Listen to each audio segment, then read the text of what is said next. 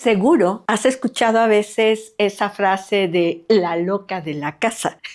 Y no me refiero a tu mamá, ni a la esposa, ni a tu hermana, ni a tu esposo, que diríamos el loco de la casa. No, a lo que me estoy refiriendo es justo a nuestra mente, a nuestro pensamiento, porque a veces tenemos unas ideas que se convierten en ideas persecutorias que nos hacen sufrir bastante. Y esas ideas tienen que ver con el sentimiento de culpa. Nos autoculpamos o culpamos a los otros. Bienvenido a Una Ventana Siempre se abre una ventana, y hoy vamos a hablar del sentimiento de la culpa. A lo largo de mi experiencia clínica de más de 20 años en el consultorio, he podido comprobar que uno de los elementos que más dificultan la recuperación de una salud mental es justo la culpa, porque tiene que ver con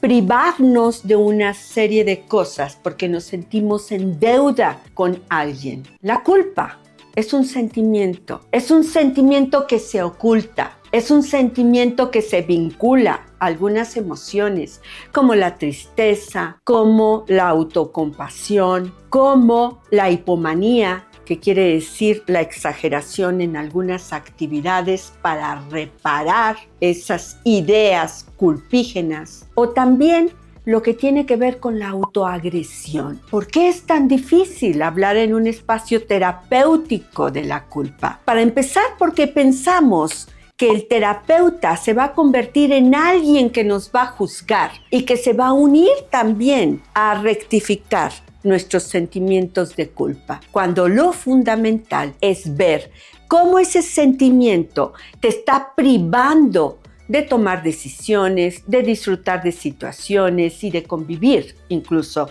con otros. Si lo piensas un poco más y detenidamente, desde que somos niños vivimos con culpas y dejamos de hacer muchas cosas justo por culpa, por temor a que le hagamos daño a nuestros padres con nuestras conductas. Y eso queda inscrito en nuestra mente en una instancia que se llama super yo, desde el punto de vista psicoanalítico, y va determinando nuestra manera de actuar. Y sé claramente que es importante que existan diques morales para no hacer todo lo que quisiéramos hacer, pero también es importante trabajar nuestras culpas que tienen que ver con pensamientos ilógicos e irracionales. Te lo voy a explicar. Como te decía, la culpa tiene que ver con pensamientos en ocasiones irracionales, absurdos, ilógicos, con acontecimientos del pasado que no resultaron de una manera positiva y ante los cuales nosotros nos sentimos impotentes, frustrados y afectados. Por ejemplo, alguien se enfermó y decimos, ¿es mi culpa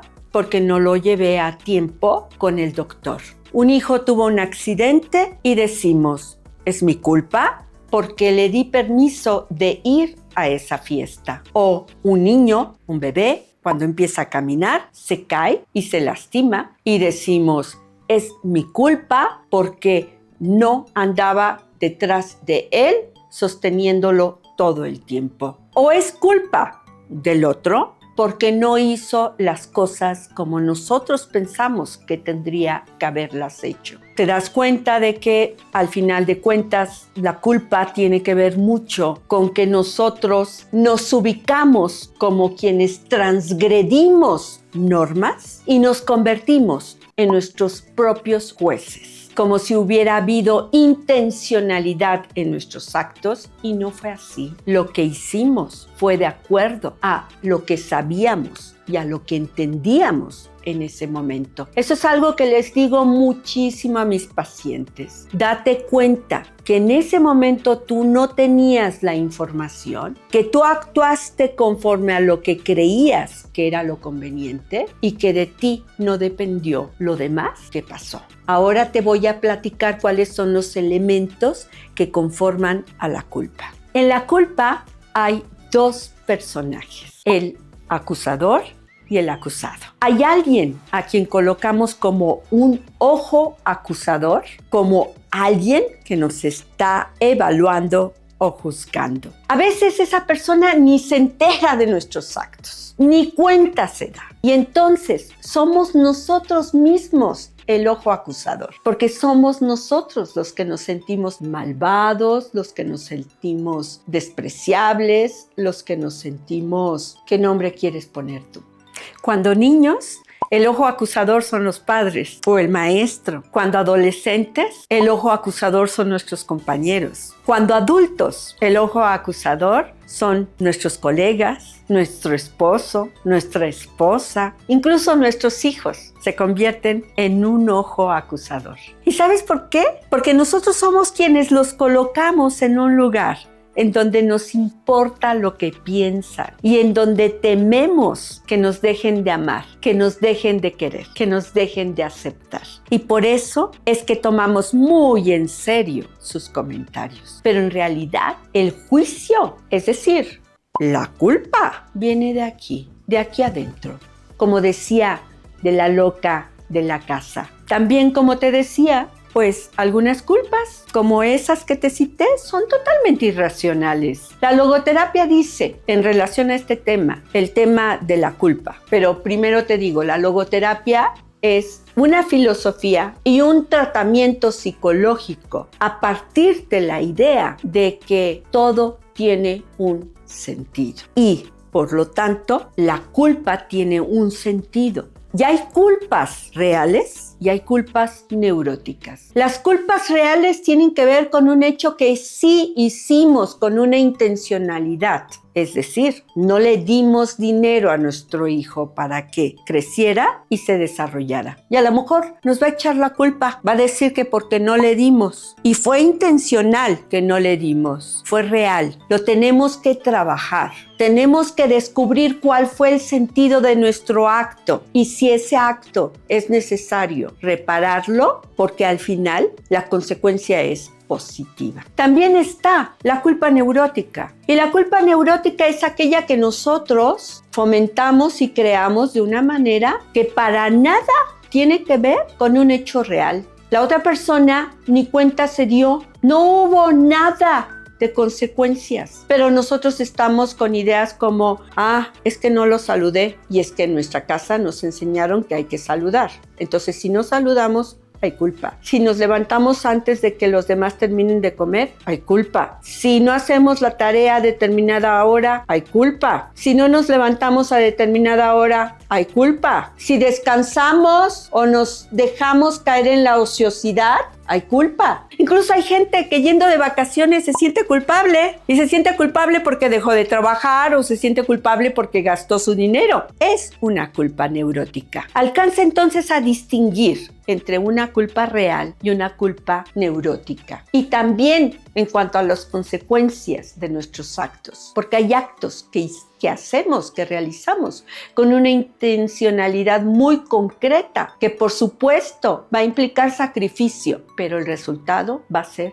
beneficioso. En resumen, para trabajar la culpa es importante que identifiques cuál es el ojo acusador. 2, identifiques cuál es la consecuencia del acto y cuál fue su intención. Y 3, también que identifiques cuál es la norma que según tú transgrediste. Vas a ubicar a partir de eso con claridad lo que tienes que hacer para salir de esa culpa que te niega la posibilidad de cambiar y que te niega la posibilidad de disfrutar.